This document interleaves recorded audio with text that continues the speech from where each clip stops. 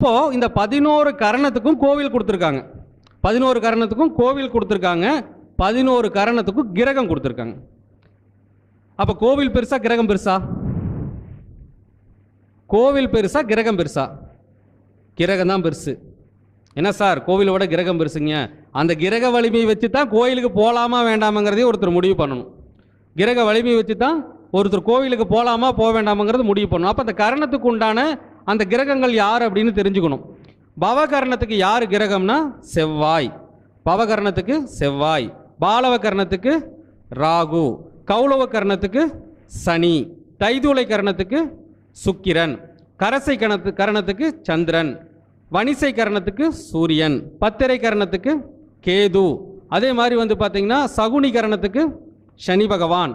சதுஷ்பாதம் கரணத்துக்கு குரு பகவான். நாகவ கரணத்துக்கு ராகு பகவான். கிம்ஸ்துகுணம் கரணத்துக்கு புதன் பகவான். சரி.